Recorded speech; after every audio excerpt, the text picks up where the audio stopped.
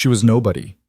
He was the most dangerous man in 3 states, and the moment she refused to apologize for his spilled coffee, both of their worlds cracked straight down the middle. If a waitress with nothing left to lose can make a man like Dominic Viscari feel something he buried 30 years ago, what does that tell you about power? About fear? About what one exhausted woman standing her ground can undo? Watch this story all the way to the end. If it moves you, hit that like button and drop a comment with the city you're watching from. I want to see exactly how far this story travels. The Starlight Diner sat off Route 9 like something the highway had forgotten. It occupied a strip of blacktop between a shuttered auto shop and a gravel lot that flooded every March, and its sign had been missing the letter A in Starlight for going on 4 years. Nobody fixed it. Nobody complained. The people who ate there weren't looking for ambiance. They were looking for $4.99 eggs and a waitress who refilled your coffee without making you ask. It was 7:14 on a Tuesday morning in early November, and the diner was running at half capacity. A couple of truckers at the counter, a retired man with a newspaper folded to the crossword, a mother with a toddler who kept dropping her spoon on the linoleum. The overhead lights buzzed with that particular frequency that lodged itself behind your eyes after 20 minutes. The coffee machine gurgled. The griddle hissed. Country music leaked from a speaker someone had duct-taped to the wall above the pie display case. Hazel Monroe moved through all of it with the efficiency of someone who had memorized every square foot of this room and could navigate it with her eyes closed, which some mornings she practically was. She was 34 years old. She carried weight in the way that a woman carries weight when life keeps piling things on without asking permission. In her hips, in her shoulders, in the faint bruising around her eyes that no amount of concealer fully addressed. Her hair was pulled back with a rubber band she'd found on the floor of her car. Her uniform was clean because she'd stayed up past midnight washing it, but it had been through enough cycles that the color had dulled from coral to something closer to the inside of a conch shell. She had been on her feet since 5 a.m. She had slept 4 hours. Her mother had coughed through most of the night, and each cough had driven Hazel out of her shallow sleep like something being yanked from a socket. She didn't think about any of that while she worked. Thinking about it didn't help. She moved instead.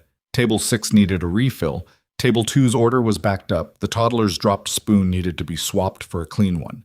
And old Walt at the counter was already looking at the bottom of his mug with the expression of a man awaiting salvation. She handled all of it in 8 minutes. That was Hazel Monroe. Not graceful. Not fast in the showy way. Just steady. The kind of steady that comes from having no alternative. The black SUVs arrived at 7:22. She noticed them through the front window first because she always noticed things through windows. It was a habit born from years of watching the parking lot for her mother's ride home, for the bus she sometimes had to catch, for anything that would tell her what was coming before it arrived. 3 black SUVs, clean enough to look aggressive, parked in a row along the front like a wall being built. The drivers didn't get out. 2 men in dark coats did, moving with the deliberate, unhurried confidence of people who had never once in their lives worried about where to park. They held the door open. Dominic Viscari walked into the Starlight Diner the way a pressure system walks into a room. You felt him before you fully registered him. He was 61 years old, broad across the chest and shoulders in the way that muscle builds itself around old violence, with silver hair kept short and a jaw that looked like it had been cut from something you'd find in the ground. He wore a coat that cost more than Hazel made in 6 weeks and moved it across his shoulders like it weighed nothing. His face was the kind of face that had stopped being handsome sometime in his 40s and had become something else instead. Authoritative, worn, carved. The lines in it weren't from smiling. The diner registered his presence in increments. The truckers went quiet. Old Walt stopped mid-sip. The mother pulled her toddler slightly closer with one hand without appearing to notice she was doing it. Hazel was refilling the coffee at table 4 and didn't look up immediately. Dominic Viscari took the corner booth, the one with the cracked vinyl and the view of both the door and the window, and settled into it with the comfort of a man who always sat with his back to the wall. One of his men sat at the counter. The other stood near the entrance, hands folded in front of him, watching the room. Hazel finished with table 4, tucked the coffee pot against her hip, and walked over. "Morning," she said. "You want to see a menu or you know what you're getting?" Dominic looked at her. Not the way men sometimes looked at her, assessing, dismissing, but actually looked, the way you look at something unexpected. She had brown eyes that were steady in a way that made you feel slightly examined. He didn't comment on it. "Coffee," he said.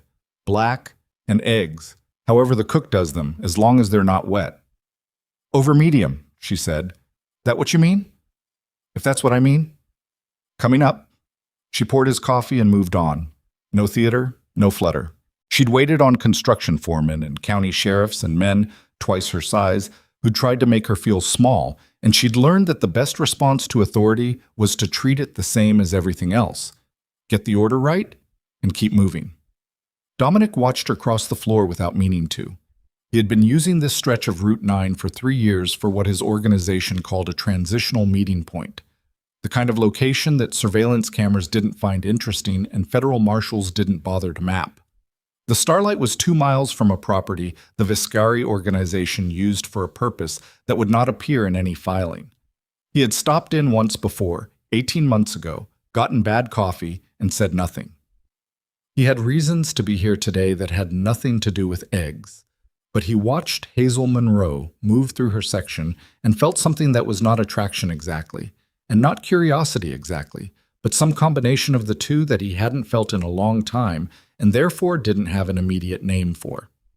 She brought his eggs at 7:31, set them down without flourish, refilled his coffee a quarter inch without being asked. "Need anything else?" "No." She left. His second cup arrived at 7:43. He was reading something on his phone, something that was making the line between his eyes deepen, and he reached for the cup without looking, and she was setting it down at the same moment he was reaching for it, and the cup caught his sleeve on the way to the table and went over. The coffee, hot, black, a full cup, poured directly across the table and into his lap. What happened next happened fast enough that the sequence only became clear in retrospect. Dominic Viscari shoved back from the table hard enough to make the booth squeal against the floor. The mug hit the linoleum. The man at the counter was on his feet in under a second.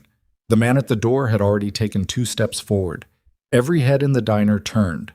Dominic looked down at his coat, his pants, the spreading dark stain across fabric that cost more than most people's car payments. His jaw set. The line between his eyes went from a crease to a cut.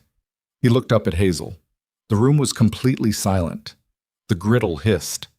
The country music kept leaking from the wall speaker, completely indifferent. Hazel Monroe stood with the empty coffee pot in her hand and the serving tray against her hip and looked back at him. She was tired. She had been tired since sometime in early September, and she didn't foresee it ending. Her feet hurt in a specific way, a grinding ache in the left heel that flared every time she stood on it, and she'd been on it for 2.5 hours already. She had $140 in her checking account. Her mother's oxygen machine had made a new sound last night, something between a click and a grind, and she had stayed awake listening to it long after the coughing stopped, trying to decide if it needed a service call and whether that would be covered, and how she would manage either way. She looked at Dominic Viscari, at the fury building in his face, at his men moving, at the entire diner holding its breath the way you hold your breath when something with teeth turns in your direction. And she was too exhausted to be scared. That was the truth of it. Not brave, not reckless, just wrung dry of the particular juice that makes fear ignite. "It was an accident," she said. Her voice was flat, not aggressive, not placating, just factual. Dominic stared at her. "I'll get you napkins and I'll comp the meal," she continued, "but if you're going to yell at me, I need you to know up front that it's going to be a wasted effort." The man at the counter had gone still. The man at the door had gone still. Every other person in the diner had gone very carefully still in the way of people who are calculating the distance to the nearest exit. Dominic Viscari had not had someone speak to him that way, and he was doing the math without realizing he was doing it, longer than he could place. There had been a time very early, before the organization was what it was, when men spoke plainly to him, before what he was became the primary thing anyone saw when they looked at him. That time was a long way back. He looked at her face. She was not performing. That was the thing. She wasn't being bold for an audience, wasn't trembling behind a mask, wasn't calculating how much defiance was safe. Her expression was simply the expression of someone who was telling you exactly what they were thinking because they were too tired to do anything else. A wasted effort, he repeated. Yes. A long moment. Something in his face shifted. Not softened exactly, not anything that would photograph his warmth, but recalculated. Like a door that had been locked against a particular key for a very long time and had, in the space of 30 seconds, recognized something it didn't expect. Napkins, he said. Coming right up?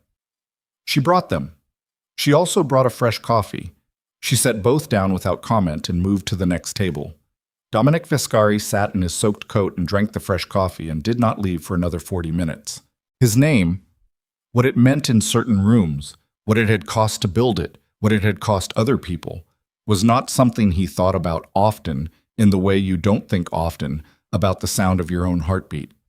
It was simply the atmosphere he occupied. He was 61 years old, and he had built the Viscari organization from a street-level numbers operation into a multi-state network with interests in construction, private transport, and the kind of financial services that didn't advertise. He had done this through intelligence, through patience, and through a willingness to be the last thing certain people ever saw clearly. He had a son, Adrian, who ran the daily operations with the focused aggression of a man who had grown up knowing exactly what his inheritance would cost. He had a second home on the coast and an apartment in the city that he rarely used. He had not been in love in 22 years. He had not, as far as he could remember, been spoken to honestly by someone with nothing to gain from it in approximately the same length of time. He did not know what to do with that. He only knew that when he finally rose and buttoned his coat and walked out into the November cold, he paused at the register, where Hazel was ringing through Walt's crossword and coffee check. And he looked at her one more time. "What time does your shift end?" he said. It wasn't quite a question. She glanced up. "Why?" "I'm asking." 2:00. "Why?" He held her gaze for a moment. Then he walked out without answering. She watched his SUVs pull out of the lot and did not move for a second, a single still beat in what was otherwise an uninterrupted day. And then Walt's change was ready, and the toddler's mother was asking for a box, and Hazel went back to work. She did not think about Dominic Viscari for the rest of the morning. She thought about her mother's oxygen machine and the $140 in her account and whether the left heel was going to hold out until 2. But that night, sitting in the plastic chair beside her mother's bed, listening to Patrice Monroe breathe in the careful, considered way she breathed now, as if each breath was a negotiation, Hazel thought about the moment after the coffee spilled. The moment she'd spoken and then waited, and felt, beneath her exhaustion, a small, clean thing that she recognized after a moment as the absence of apology. She hadn't apologized for something that wasn't her fault. She hadn't bent. That was not heroism. It was barely even a choice. But it was hers. And in a year that had taken nearly everything, it sat in her chest like a coin she'd found on the floor. Small and unexpected and worth something. She didn't know yet that she'd just done the most dangerous thing a person could do to Dominic Viscari. She'd made him feel like a human being again. He came back Thursday. She didn't recognize him immediately because on Thursday he came in at a different time. Not 7 a.m., but just before 8, when the diner was filling up with the second wave, the people who worked 9 to 5 and needed something hot before the commute. She was in the middle of a 4-table rotation and didn't look at the door every time it opened. Then she saw the coat. He was alone this time. No men at the counter, no one at the door, just Dominic Viscari in his $800 coat, taking the same corner booth, settling the same way. Back to the wall, eyes on the room. She walked over. "You're back," she said. "Coffee," he said. "And those eggs." "Over medium." "If that's what you call them." She brought both without incident. He ate. She worked. He didn't try to engage her, and she didn't engineer opportunities to engage him. That was something she noticed later, that he didn't perform being there. He didn't try to catch her eye, didn't arrange some need for her attention. He ate his eggs, drank his coffee, and left a $50 bill on the table for a $9 meal. She looked at the 50 after he left. She thought about what a $50 tip from a man like Dominic Viscari meant. whether it was generosity or ownership, whether there was a difference. She put it in the communal tip jar, which was technically the right thing to do, and also, she recognized, a way of not holding it. He came back on Saturday. This time she was ready. Not for him specifically. She was never specifically ready for anything. She didn't have the reserves. But in the way you're ready after the second time, something unexpected happens. The surprise is still there, but it sits differently. "You don't live near here," she said, filling his cup. "What makes you think that?"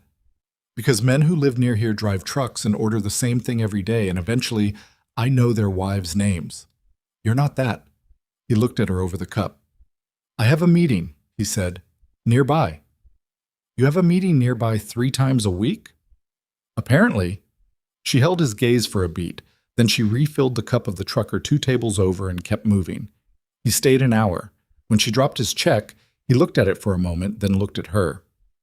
"Your mother," he said. She went still. "You mentioned last time, you said your mother's oxygen machine." He paused. "You didn't say it to me. You were on the phone. I heard part of it." The phone call. She'd taken it during her break, standing in the narrow hallway between the kitchen and the restrooms, and she'd been trying to keep her voice down while the insurance company put her on hold for the 4th time that week. "That's not your business," she said. "I'm not making it my business," he said. "I'm saying I heard." "Then unhear it." She took his check and walked away. But she stood at the register for a moment longer than she needed to, not pressing buttons, feeling something she couldn't name settle in her sternum. It wasn't fear. She'd already established Tuesday morning that she'd burned through her fear reserves before he ever walked in. It wasn't warmth. She wasn't naive enough for warmth. It was something more careful than both of those. Something like, "This man pays attention." She didn't know whether that was a comfort or a warning. Patrice Monroe had been sick for 14 months. What had started as a cough that wouldn't quit had become, through a sequence of appointments and results and words that Hazel had written in a notebook because she couldn't trust herself to hold them all in her head, something with a name that sat in the chest like a stone. Stage 3. Chronic. Manageable, the doctors said, though what they meant by manageable and what Hazel meant by manageable were different things. What Hazel meant was the oxygen machine cost $340 a month to lease after insurance. The medication was $280 out of pocket until the deductible reset in January, and the specialist her mother actually needed was out of network and had a 6-week wait, even if Hazel could find the money for the first appointment. She worked doubles on Tuesday and Thursday, covered Sunday brunches when Maya couldn't make it in, and had not had a day off since August. She was not complaining. That was an important distinction she made to herself regularly, like pressing a bruise to confirm it was still there. She was not complaining. She was cataloging. There was a difference. Complaining implied someone was listening who might do something about it. Patrice was 60 years old and looked older. She had raised Hazel alone after Hazel's father took a job opportunity that turned out to be located in another woman's apartment, and she had done it with a ferocity that had sometimes felt less like love and more like war, which was the same thing in their family. She was sharp. She was funny in the dry way of someone who'd seen too much to find much genuinely surprising, and being ill had not softened her. "You're thinking about something," she told Hazel on Saturday evening, when Hazel came home and dropped into the chair beside her bed. "I'm tired," Hazel said. "You're always tired. This is different. You've got that look." "What look?" "The look you get when you're trying to work something out and you don't want me to know you're working something out." Hazel pulled the rubber band from her hair. "A customer tipped me $50. Patrice looked at her. "One customer?" "Yeah." "That's not a tip. That's a statement." "Maybe." "What kind of man leaves a $50 tip in a roadside diner?" Hazel thought about the coat, the 2 men at the door and the counter, the way the entire diner had held its breath when he looked up after the spill. "The kind you don't ask too many questions about," she said. Patrice was quiet for a moment. Then, "You going to keep taking his money?" "I put it in the jar." Patrice made a sound that was not quite a laugh, but was in the same family. "That's very principled of you," she said. "I know. How's your heel?" "Fine." "Hazel." "It's manageable." Patrice looked at her daughter for a long moment with the tired, layered look of a woman who knew every version of her child and could tell which one she was dealing with. Then she closed her eyes and let the oxygen do its slow, mechanical work. Hazel sat in the chair for another hour after her mother fell asleep, not watching television, not on her phone, just sitting in the specific quality of silence that a sick person's room has, thick, careful, present. And she thought about Dominic Viscari hearing her phone call, and the fact that he had brought it up, and the fact that he had, notably, not tried to use it. He could have. Men like him used things. That was the whole mechanism. Identify what someone needed and make them need you for it. She knew how that worked. She wasn't unread. He hadn't done it. He'd mentioned it almost despite himself, like something slipping out that he hadn't intended to say.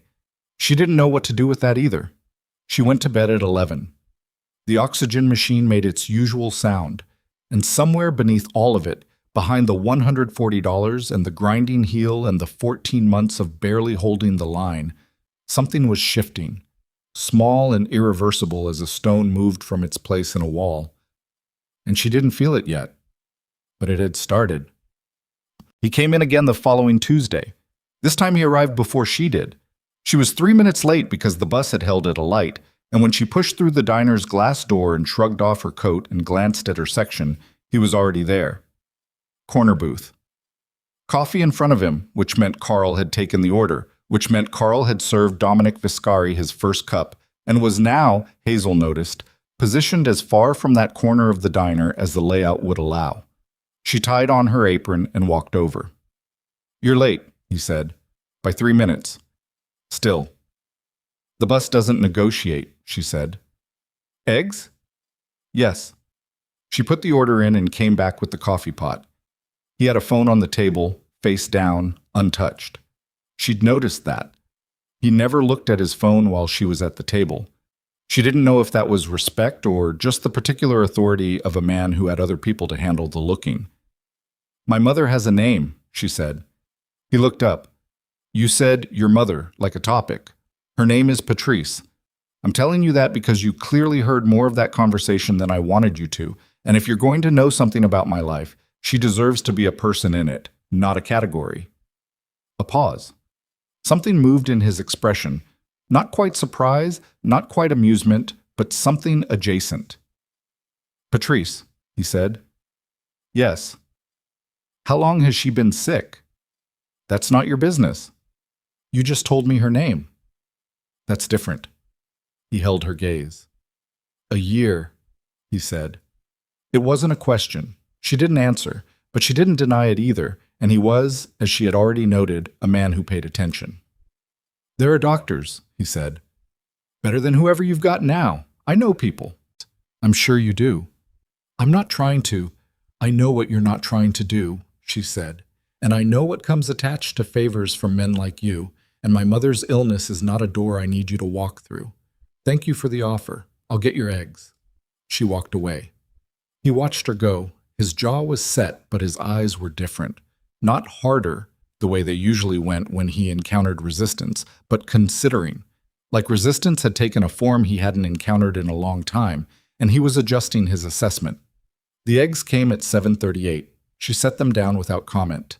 He ate. She worked her section. When she brought his check, he looked at it, then at her. "I'll be back Thursday," he said. "I'll be here," she said. It was not an invitation. It was not a warning. It was simply a statement of fact, offered with the same flatness she'd offered everything else, and he took it the same way. He left a 50 again. This time she held it longer before putting it in the jar. Outside, the November sky was the color of old concrete.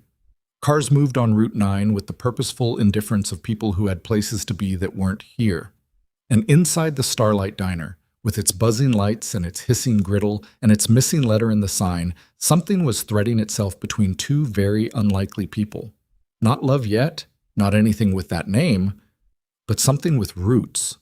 Something that had quietly decided to grow. Neither of them would have chosen it. Both of them were already too late to stop it. And somewhere in a glass and steel office 3 states over, Adrian Viscari was getting a report he wasn't supposed to need. A report about where his father had been spending his Tuesday, Thursday, and Saturday mornings. And the expression on his face when he read it was not confusion. It was the cold, flat calculation of a man who recognized a threat and was already deciding what to do about it. Adrian Vescari read the report twice. It was 4 pages, printed on plain white paper with no letterhead. The organization didn't use letterhead, hadn't for 15 years. And it covered his father's movements over the preceding 3 weeks with the kind of granular detail that surveillance produced when you asked for it properly. Times, locations, duration of visits, license plates of vehicles parked nearby, a physical description of the diner, its staff, its regular clientele. Photographs taken from across Route 9 with a long lens, slightly blurred, showing the black SUVs in the lot, and in one image, the silhouette of a large man visible through the diner's front window. Adrian set the report on his desk and looked at the photographs for a long time. He was 36 years old and carried his father's structure, the broad shoulders, the jaw, but had inherited something else entirely in the face. Where Dominic's face had settled into authority, Adrian's had settled into vigilance. His eyes were pale brown and never quite still, moving to exits and entrances and the spaces between people with the trained reflex of someone who had grown up understanding that the world was made of angles. He kept his hair short and his suits dark, and his opinions largely to himself, which was a form of power that his father had taught him so thoroughly that Adrian had stopped recognizing it as a lesson and had started experiencing it as personality. He picked up his phone and called Marco. Marco Finetti had been with the Vescari organization for 19 years and currently handled operations coordination, which was a title that meant he knew where every piece was on the board at all times. He answered on the second ring. "The diner," Adrian said. "Yeah," Marco said. "How long have you known?" A pause that lasted exactly long enough to be meaningful. 3 weeks. "You didn't bring it to me." "It's a diner, Adrian. He goes for eggs." "He goes 3 times a week." Adrian turned the photograph over so he didn't have to look at it. "My father does not go anywhere 3 times a week. He doesn't have habits. Habits are how you get mapped." "He's been careful. Different routes, different—" "I know what careful looks like," Adrian said. "Find out who she is." He hung up before Marco could answer. He sat for a moment in the particular silence of his office, the silence of a space that had been swept for listening devices that morning and would be swept again tonight, a silence that was not peace but the architecture of caution. And he thought about his father at 61 years old, eating eggs in a roadside diner 3 times a week. He thought about what that meant. Dominic Vescari did not do anything without reason. That was the first and most foundational thing his father had ever taught him, sitting at the kitchen table of a house that no longer existed, in a neighborhood that had since been developed into condominiums. Everything means something. The trick is finding what it means before someone else does. Adrian found what it meant within 48 hours. Hazel Monroe, 34, born in Kellerton, grew up 2 towns over, single, rented a 2-bedroom house on Marsh Street that she shared with her mother, Patrice, 60, terminal pulmonary condition, oxygen dependent. Employed at the Starlight Diner for 6 years, no criminal record, no associations, no debts beyond medical. Those were significant, the kind that compounded, and no connections to anyone in any organization anywhere. She was nobody. That was the part that made Adrian's chest go cold, because his father, in 38 years of running an organization that depended on the weaponization of need, had never once done anything involving a nobody. Dominic Vescari did not form associations that didn't serve a strategic function. He did not sit in diners. He did not return to the same location 3 times in 1 week, unless something had changed. And if something had changed in Dominic Vescari at 61 years old, if something had shifted in the architecture of the man who had built the organization and held it for decades, then what that meant for the organization, for everything Adrian had spent his adult life building toward, was not a small thing. Adrian set the file on Hazel Monroe on top of the surveillance report and placed his hand flat on both of them and breathed for a moment through his nose. Then he opened his calendar and scheduled a meeting with Marco for Thursday. He didn't tell Marco what the meeting was for. He didn't need to. Marco would know. Marco always knew what Thursday meetings meant. Hazel noticed the change on a Thursday in the third week of November. It was small. She almost missed it.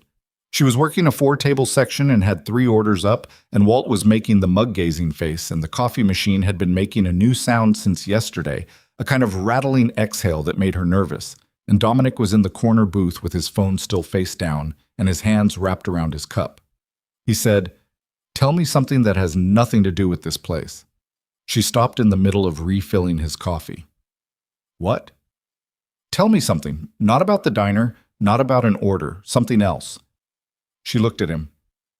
He was looking back without that carefully managed blankness he usually wore. There was something underneath it, something with a little more give, like a joint that had been locked for a long time and was experimenting with motion. She thought about it. "My mother used to make this soup," she said, "on cold days. Nothing special. Chicken, some vegetables, these dumplings she'd roll out by hand that were never the same size. She'd make it every time I was sick, or she thought I was about to be sick, or honestly, just when the weather shifted. I haven't had soup like that in," she thought, "maybe 6 years. Why 6 years? Because that's when she got too tired to make it, before the diagnosis even. The tired came first." He was quiet for a moment. "My mother made things," he said. "I don't remember what." It was the most personal thing he'd said in 3 weeks.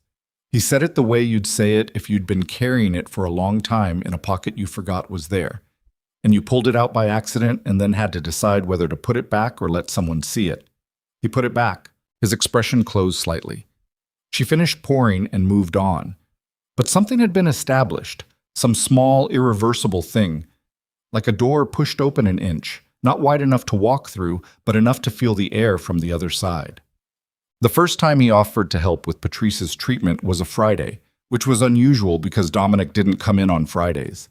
She was rolling silverware at the back counter when she looked up, and he was there. No car outside that she'd seen, no men in dark coats, just him in a slightly less formal jacket than usual, looking at her the way you look at a problem you've been thinking about for a while. "I made some calls," he said. She put down the fork and knife. "You what?" "There's a specialist, Dr. Lenara So. She works out of the Kellerton Medical Center. She's got a private practice attached, takes referrals on a case-by-case basis. She's the best in the state for what your mother has, possibly the best in the region." Hazel looked at him. "I know who Dr. So is. Then you know she has a 3-month wait list. I'm aware. I can have your mother seen in 2 weeks." The diner was quiet. The lunch rush had thinned to 3 tables, and Carl was handling 2 of them. The coffee machine made its rattling sound and then stopped. Hazel pulled a breath in through her nose slowly. She recognized this. The shape of it. The way it looked like an open hand, but the open hand was attached to something. "No," she said. He blinked. It wasn't an expression she'd seen on him before. The slight recalibration of someone who had heard a word that doesn't usually come back at them. "The cost would be "I know what the cost would be," she said. "I'm not talking about money." "Then what are you talking about?" She looked at him steadily. "I'm talking about what comes after. Every favor from a man who does what you do comes with an inventory attached. Maybe you don't write it down, maybe you don't even say it out loud, but it's there. And then one day something gets called in, and my mother's health is the line that gets used to hold me still while it happens." His jaw tightened. "That's not what this is." "I don't know that. You're calling me a liar." "I'm calling you a man I've known for 3 weeks," she said. "I don't know enough about you to call you anything." She picked up the fork and knife again. Her hands were steady. She was aware of her own pulse in a distant, noted way. The way you're aware of it when something is happening that matters, but you can't afford to let it show that it matters. Dominic stood at the counter for a long moment. Not angry exactly. She'd seen angry the first morning, the hot, quick violence of it, but something else. Something that looked almost uncomfortably like respect. "I'll be back Tuesday," he said. "I'll be here," she said. He left. She put the fork and knife down and pressed both palms flat on the counter for 10 seconds until her pulse went back to something she didn't have to catalog. San. Marco Finetti came to the diner on a Monday. Hazel didn't know who he was. She knew the type. The particular quality of stillness. The way he sat with his back at an angle so the room was visible in his peripheral. The clothes that were unremarkable in a deliberate way. She'd seen it in Dominic's men, in the ones who stood at the door and counter. But Marco came in alone, sat in a middle booth, not the corner, and ordered a piece of pie and coffee like he was passing through. He was good. She almost bought it. What she didn't buy was the way he watched her, not the way customers watched, appraising her efficiency, waiting for the check, looking for the coffee pot. He watched her the way you watch something you've already decided is significant and are now confirming. She brought his pie.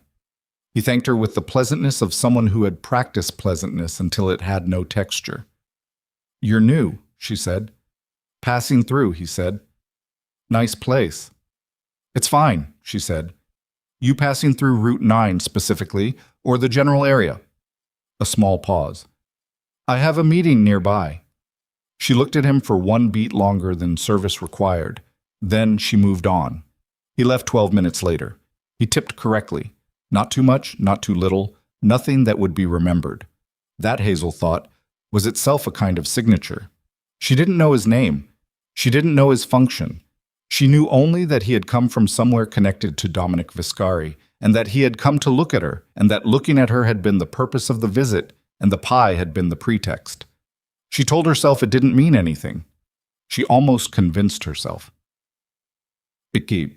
Dominic came back the following Tuesday, and she could see the difference immediately. It wasn't dramatic. Nothing with him was dramatic in the showy way, everything compressed, everything interior. But he came in without the coat, in a sweater that made him look, for the first time, like a man who lived somewhere rather than someone who arrived places.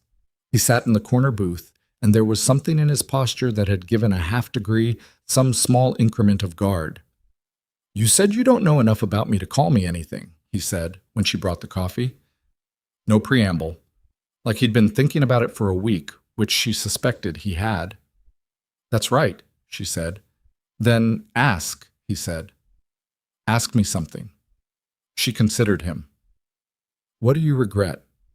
He looked at her for a long moment.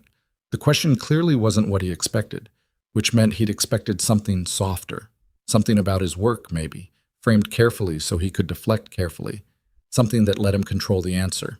She had not given him that. "More than I can count," he said finally, "in a specific order that I don't think about because the order matters more than I want it to." That's a non-answer. It's the most honest answer I know how to give right now. She held his gaze. That was the thing that had started in the first 30 seconds and hadn't changed in 3 weeks. She looked at him without the adjustment other people made, the unconscious flinching or the deliberate performance of unconcern. She just looked, like he was something ordinary that deserved to be seen plainly. "My son," he said, without her asking. The words came out of him like something dislodged. "I gave him everything I knew how to give," which turns out to be a very specific and limited set of things.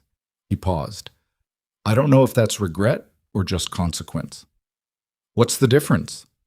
"Regret implies I'd choose differently." "Would you?" He didn't answer that. He looked at his coffee.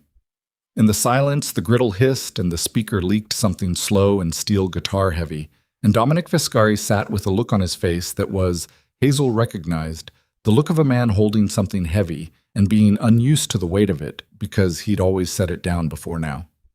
"Your mother," he said. "What does she need, specifically? Not what she's receiving. What she needs." Hazel was quiet for a moment. Then, because she was too tired to perform, she had always been too tired to perform, and in this at least they were symmetrical, she said, "There's a treatment protocol Dr. So developed. It's not experimental anymore, but it's not widely covered. It would take 12 weeks of managed infusion therapy and 2 follow-up procedures. If she responds, and the statistical likelihood she'd respond is about 70%, her prognosis changes meaningfully. Not cured, nothing's cured, but managed. Real management, not just maintenance." "How much?" "Dominic. How much?" The way he said her name, not for the first time, she'd heard him use it twice before, still did something she didn't have a clean category for. It didn't feel like possession. It felt like acknowledgement, like he was establishing that she existed in particular. More than I have, she said. More than I'll have in any realistic timeline. Let me. I said no. You said no without knowing what I was going to offer. I know what you were going to offer, she said. And I understand that you're offering it without the string you could attach. I actually believe that, which surprises me. But what I also know is that even if you mean it without a string, the string exists in what you are. And someone else will pull it eventually. Someone who doesn't share your intentions. She paused. Someone who's already taking notes. His eyes changed. Something sharpened in them. Fast, like a light flickering to a different intensity. What do you mean? She hesitated.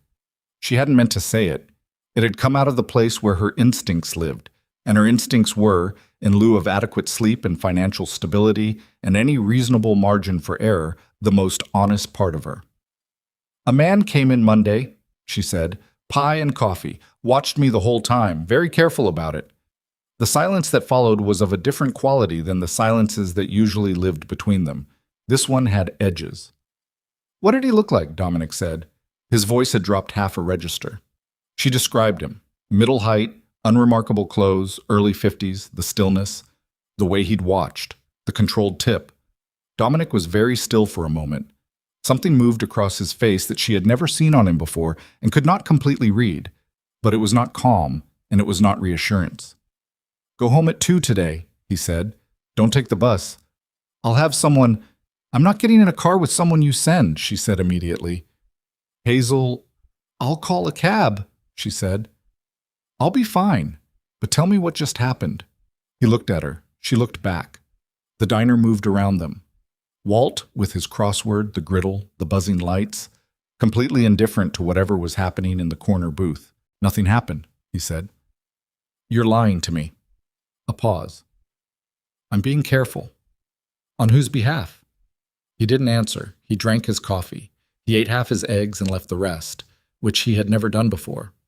When he put on his coat to leave, he paused at the booth's edge, and for a moment he looked at her with that expression she couldn't name. The open palm under closed fingers expression. The thing that was neither warmth nor strategy, but something harder to defend against than either. Take a cab, he said. I will, she said. He left. She stood for a moment at the edge of the section, coffee pot warm in her hand, and felt the specific unease of a woman who has spent her entire adult life reading the temperature of situations and is now reading a temperature she doesn't have a number for. She took a cab at 2. She did not tell Patrice why. She sat in the front seat of the cab and watched the route home through the window and thought about the man who'd ordered pie and the way Dominic's face had changed when she described him. And she thought about strings that exist in what a person is, regardless of what they intend. And she thought about 70% in 12 weeks of infusion therapy. And she thought about her mother's soup, the uneven dumplings, the cold days. She did not sleep well that night. Dominic, 3 miles away in a meeting that had been called on 90 minutes' notice, sat at the head of a table and listened to Marco Finetti explain, in the careful language of a man who understood what he was doing while he was doing it, that his routine visits to Route 9 had been noted, cataloged, and reported. By who? Dominic said. Marco's pause was 4 seconds long, which told Dominic everything the pause was meant to tell him. Adrian asked me to look into it, Marco said. Dominic sat very still. The room held 8 men. All of them were looking at the table or the wall or the floor with the careful inattention of people who understand that being seen, witnessing something, has consequences. My son, Dominic said. Yes. Asked you. Yes, Dominic breathed once. And you went. Marco looked at him. In Marco's defense, though Dominic was not currently in the business of providing it, Marco had known Adrian for 16 years, and Adrian controlled more of the day-to-day than Dominic did anymore, which was a transition Dominic himself had sanctioned. Marco had been positioned between them for 3 years, and had been navigating that position with the exhausted diplomacy of a man standing between 2 weather systems. He asked me to look into it, Marco said carefully. I looked. I reported what I found. Which was? A waitress, 34, nothing on her. Her mother is sick. Dominic looked at him for a long time. And Adrian's assessment, Dominic said, Marco's mouth closed briefly. He didn't share his assessment with me. No, Dominic said. He wouldn't. He looked at the table. Get out. Everyone got out. Marco last, and Marco paused at the door with the look of a man who has more to say and is judging the moment. He's concerned, Marco said. That's all I can tell you. He's concerned. I know what Adrian's concerned about, Dominic said. Marco left. Dominic sat alone at the head of the table in the empty room and breathed through his nose and thought about a conversation he had not yet had with his son. A conversation that had been coming for possibly a year, but had been approaching faster since some morning in early November when a waitress spilled his coffee and didn't apologize, and he had felt, for the first time in a tenure of feeling almost nothing, something move in him like a door swinging open in a house he'd thought was sealed. He thought about what Hazel had said. The string exists in what you are. He thought about Adrian, about what Adrian had grown into and what role Dominic had played in the growing. He thought about Marco going to the diner and sitting in a middle booth and watching Hazel Monroe with the professional attention of a man cataloging a potential complication. He thought about the fact that he was 61 years old and had built something he could not now take apart without everything shifting, and that the thing Hazel Monroe had woken in him, whatever it was becoming, was not something the organization could accommodate, and that the organization was the thing Adrian had been raised to protect above all else, because that was the only thing Dominic had ever taught him how to protect.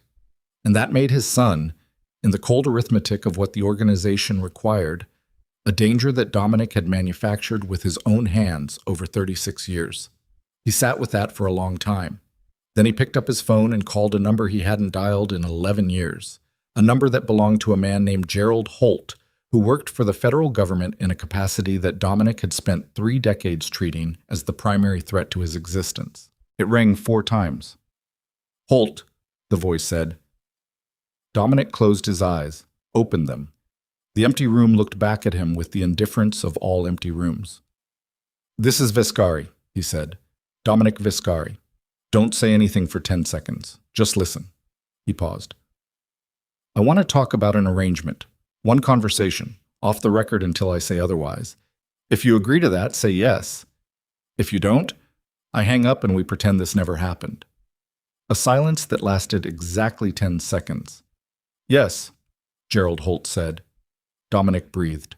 Outside, the November night pressed against the windows of the building he owned under 3 different corporate names. And somewhere 2 miles down Route 9, a woman named Hazel Monroe was sitting beside her mother's bed listening to a machine breathe, and neither of them knew yet that the phone call Dominic had just made had drawn a line across the life of everyone connected to him, a line that could not be undrawn, that once crossed made everything that came next not a choice but a consequence, the kind that arrives fast and doesn't announce itself, the kind that looks right up until it lands, exactly like an ordinary Tuesday morning. Gerald Holt drove himself to the meeting. That was the first thing Dominic noticed. No partner, no backup vehicle, no surveillance tail that Dominic's man on the overpass could identify. Holt came alone in a gray sedan that was 4 years old and needed a wash, and he parked it in the lot of a storage facility off Route 12 that Dominic had used for legitimate purposes since 2019, and he got out with a paper coffee cup in one hand and the specific unhurried posture of a man who has spent decades walking into rooms where the wrong move gets people killed and has made a kind of peace with that. He was 54, lean in the way of someone who forgot to eat regularly rather than someone who worked at it. Gray at the temples, brown everywhere else. He wore a jacket over a collared shirt and no tie, which Dominic interpreted correctly as a signal.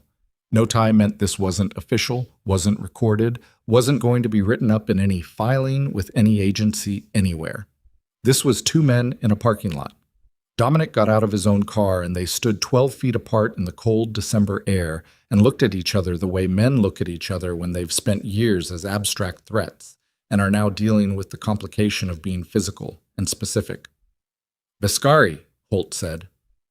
Holt. You sounded different on the phone than I expected.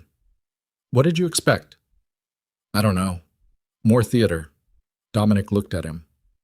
I'm done with theater, he said. That's why you're here. They walked. The storage facility was closed on Sundays and the lot was empty except for their 2 cars. and they moved along the row of orange garage doors with the unhurried pace of men who had agreed, without saying so, that they had enough time to do this right. Dominic talked for 22 minutes. He was precise. He had spent 40 years being precise in the way that men who cannot afford misunderstandings learn to be precise, and he applied that same compression now to the act of dismantling his own empire, laying it out in sequence, structures, routes, names, the location of 3 facilities that no federal agency successfully identified in 11 years of trying. He gave Holt the shape of it. Not the details, not yet, but enough that Holt understood what was being offered and what it would cost to receive it. Holt listened without interrupting. He held his coffee cup in both hands and looked at the ground in front of him and listened. When Dominic finished, Holt was quiet for a moment. "Why?" he said. "That's not part of the arrangement. I'm not asking officially. I'm asking because I've been doing this for 26 years, and I want to understand what I'm looking at." Dominic stopped walking. He looked out over the lot, the gray sky, the dead grass at the lot's edge, the sound of Route 12 in the distance, carrying the ordinary noise of a Sunday morning. "I got tired," he said. It was not the full answer. It was the answer he was capable of giving in a parking lot to a federal agent in the early stages of something that had not yet been named. "I got tired of what I am." Holt looked at him for a long moment. Then he nodded, once, the way you nod at something that surprises you by being true. "I'll need to bring in 2 people," Holt said, "my direct supervisor and 1 attorney from the DOJ. No one else initially. We do a preliminary debrief, we assess what you're giving us, we build a framework for protection and testimony. This takes time." "How much time?" 6 to 8 weeks minimum before anything is formalized." "I don't have 6 to 8 weeks, Dominic said. Holt looked at him sharply. "Why not?" And this was the moment. Dominic felt it as a physical thing, a click somewhere in the chest, the sound of a lock engaging from the wrong side, where he understood that in making the call to Holt, he had already set something in motion that would reach Hazel Monroe before he could control it. That the organization had eyes on him that he had underestimated. That Marco's visit to the diner had not been the end of Adrian's inquiry, but the beginning. "Because my son is not patient," Dominic said, "and he's smarter than I gave him credit for." Holt set his coffee on the hood of the nearest garage door. "Tell me about your son," Dominic told him. Adrian Viscari found out about the call to Holt on a Wednesday. He found out because he had, 8 months ago, placed a secondary layer of surveillance on his father's communications that Dominic did not know about. Not because he was planning anything then, but because Adrian had grown up understanding that the primary lesson of power was that you monitored everything, including the things that seemed too foundational to need monitoring, especially those things. The call had been scrubbed. Dominic had used a clean line, which Adrian's people could not fully penetrate, but the metadata was enough. The number, the duration, the cell tower that placed Dominic's phone on Route 12 on a Sunday morning. Adrian had run Gerald Holt's number in under 3 hours. He sat with the result for 6 hours before he called anyone. 6 hours in which he sat at his desk in the room with the swept walls and the locked door. And he thought about his father and what his father had built and what his father had, apparently, decided to do with it. He thought about the waitress. He thought about Marco's description of her. The steadiness, the way she'd seen through the pretext of the pie visit, the copper-colored hair and the brown eyes, and the way she'd described watching his father's face change over 3 weeks of Tuesday and Thursday and Saturday mornings. He thought about the fact that his father had never, in 36 years of running an organization that had survived 4 federal investigations, 2 rival consolidation attempts, and 1 very bad year in which 3 senior members had gone sideways simultaneously, had never once made a personal connection that wasn't strategic, until a waitress spilled his coffee, and now his father was in a parking lot on Route 12 with Gerald Holt. Adrian picked up his phone and called a man named Carver. "I need you to make a visit," he said. "Not to my father, to Route 9. Hazel was closing on Wednesday night when the man came in. It was 9:47 p.m., and the diner was empty except for a couple in the far booth who were clearly having a quiet version of a bad argument and had been nursing the same coffees for an hour. Hazel was wiping down the counter, and Carl was in the back, and the overhead lights had that end-of-day harshness that made everything look used up. The man who came through the door was not Marco. He was younger, 30, maybe, with the flat eyes of someone who had learned very early to make his expressions uninformative. He wore a jacket over a gray shirt, and he had a quality of compactness, of stored force, that Hazel registered in the first second without being able to explain how she registered it. He sat at the counter. "We're about to close," she said. "I won't be long," he said. "Coffee." She poured it. He wrapped both hands around the cup and looked at her. "Hazel Monroe," he said. She went still. She kept her face neutral with an effort that took more than she wanted to give it. "That's me," she said. "My name doesn't matter," he said. "I want to tell you something, and I want you to hear it, and I want you to think about it seriously, because it's going to affect some decisions you make in the next couple of weeks." "I think you should leave," she said. "I think you should listen," he said. He wasn't loud. He wasn't threatening in any posture or performance way. That was the thing. That was what made the cold move through her chest, because the absence of performance was its own kind of statement. Dominic Vescari is a man with a very specific set of people who depend on the way things currently are. Those people have been patient. They're becoming less patient. I don't know what you're talking about," she said. "You know exactly what I'm talking about," he said. Not unkindly. Matter of fact, the way you'd correct a factual error. "He comes in here 3 times a week. You talk to him. You've changed something in him that's beginning to affect things that affect a lot of people." He picked up the coffee cup, drank, set it down. "Those people would like you to stop." The couple in the far booth had gone very quiet. Hazel did not look at them. "You need to go," she said. Her voice was steady. She was distantly proud of it. "Think about your mother," the man said. "Marsh Street. The oxygen machine. The specialist you can't afford." He paused to let that settle. The specific and complete knowledge of it, the demonstration that these details existed in a file somewhere with her name on it. "Think about how complicated her situation could become if the wrong kind of attention landed on your address." Hazel looked at him. She was not performing steadiness now. She was past performing. Something had gone cold and clean in her, the way things go cold and clean when fear passes through its own far boundary and comes out the other side as something harder. "Get out of my diner," she said. He looked at her. He left $3 on the counter, enough for the coffee, exact, nothing that would stick in anyone's memory. And he walked out, and the bell above the door rang once, and he was gone. Hazel stood at the counter for a moment. Her hands were flat on the surface. The couple in the far booth were looking at her with the wide eyes of people who had heard enough to be frightened, but not enough to understand. "Check, please," the man said quietly. She brought it. She locked the front door at 10. Carl said goodnight. She sat in the empty diner for 20 minutes because she did not trust her legs yet to carry her to the cab without something showing on her face, and she didn't know who was watching the parking lot, and she was not going to let anyone see something on her face. She called Dominic at 10:23. He answered on the first ring, which told her he had been waiting. "Someone came to the diner," she said. A silence that was not surprise. "Are you hurt?" "No, he talked. He left." She paused. "Dominic, what is happening?"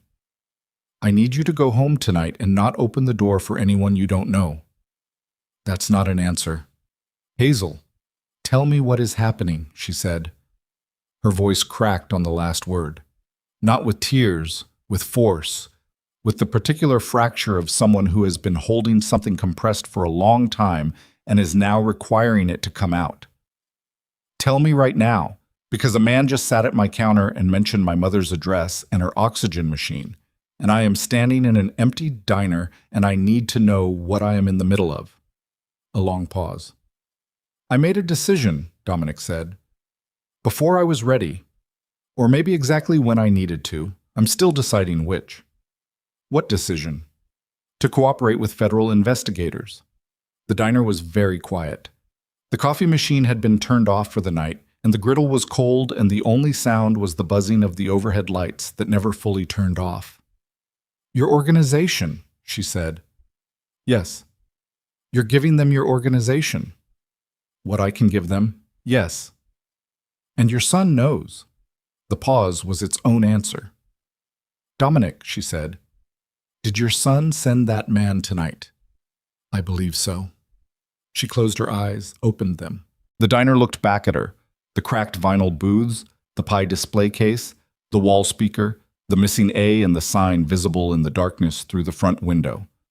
All of it exactly as it had been for 6 years, as it had been before she knew what Dominic Vescari was, as it would presumably be after all of this finished in whatever way it finished. What does he want? She said. Your son. He wants you to disappear from my life, Dominic said. He believes you're the reason I'm doing this. He's not entirely wrong. I didn't ask you to do anything, she said immediately. I know. I didn't ask for any of this. I know that too. She pressed her free hand against her sternum where the cold had settled. Is my mother safe tonight? I have someone watching the house. She's been watched since Sunday. She doesn't know. Hazel absorbed that. The violation and the necessity of it, both at once. Someone watching her mother's house on Marsh Street since Sunday. Since the phone call to Holt, she understood. Since the moment Dominic had drawn the line that couldn't be undrawn. And Patrice sitting in her chair with her oxygen machine, completely unaware. You should have told me, she said.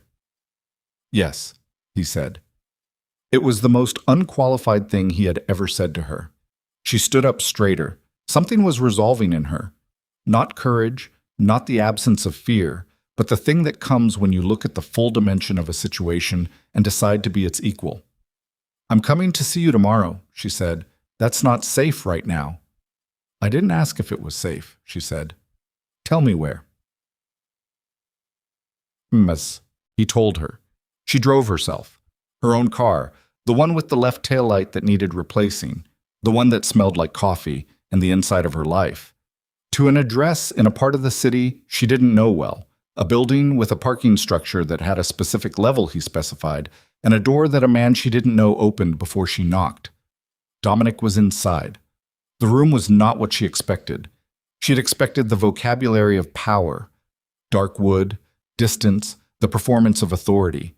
Instead, it was a plain room with a table and chairs and a window that showed a slice of December sky. He was standing when she came in. He looked, for the first time in 6 weeks of seeing him, like someone who hadn't slept. She sat at the table. He sat across from her. How much trouble are you in? She said. Significant. And me. He looked at her directly. Adrian sees you as the variable. If you remove yourself from my life, his calculation changes. He might wait. He might decide the cooperation is about something else. Self-preservation, pressure from the Fed, something he can manage around. So I leave and you're safer. Potentially. And if I don't leave? He was quiet for a moment. He'll move faster. He has to. Because if I'm doing this because of something I feel rather than something I'm pressured into, then it's not something he can negotiate with or wait out. It's a change in what I am. And a change in what I am means everything he's built his life assuming is no longer solid. She looked at him across the table. Outside, December was pressing itself against the window in the flat gray way of a month that had run out of softness. I'm not leaving, she said. Hazel, listen to me. She leaned forward slightly, and her voice was not loud, but it had the quality of something that had been decided at a level below conversation. I have spent the last 14 months being told, by insurance companies, by hospital billing departments, by the cost of a bus pass and an oxygen machine, and a medication that keeps going up, that I don't have choices, that things happen to me and I manage them. That's been my life. She paused. I am not going to manage this. I am not going to disappear so that your son feels comfortable and you go back to being what you were. She shook her head. You told me you called those investigators because you got tired of what you are. I believe you, and I'm not going to let you stop being tired. He looked at her for a long time. That's not bravery, she said. That's just me refusing to let the same thing happen again. Refusing to let what happen? Refusing to let someone with more power than me decide that my presence is an inconvenience and act accordingly. She held his gaze. I've been an inconvenience to systems my whole life, Dominic. I'm still here. Something moved in his face, the joint experimenting with motion again, the door with the air from the other side. And it was more visible now than it had ever been in the diner.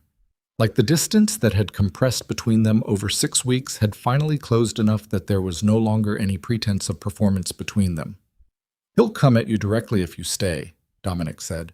Not a man with a coffee at the counter. Something more. Then we don't give him time to, she said. How long until the federal arrangement is solid enough to give you protection? Holt said 6 to 8 weeks. Can he move faster? If I give him more. Then give him more, she said. Whatever you are holding back, stop holding it back. The faster this is real, the faster you're out of your son's reach. She paused. And mine. Dominic looked at her. You understand what that means for me, for everything I built. I understand exactly what it means, she said. I'm asking you to do it anyway. Outside, a car moved on the street below. Somewhere in the building, something hummed with the indifferent efficiency of a heating system. December sat in the window. Dominic picked up his phone and called Holt. I'm ready to move faster, he said. I'll give you everything, starting tomorrow. He hung up. He looked at Hazel across the table. She looked back. And then his phone rang. Different number, a number that made his jaw set the moment he saw the screen. And he answered it, and Adrian Viscari's voice came through the speaker, quiet and precise, and with the specific temperature of a man who had been patient for as long as patience served a purpose. I know about Holt, Adrian said. I know about the meeting on Route 12. I know about the arrangement. A pause. And I know she's with you right now. Another pause, this one longer, with a weight to it that Hazel felt from across the table. You have 24 hours to end this yourself, Dad. After that, I end it for you. Both of you. The call disconnected. Dominic lowered the phone. Hazel was already looking at him with the expression she'd worn the first morning. Not fearless, not reckless.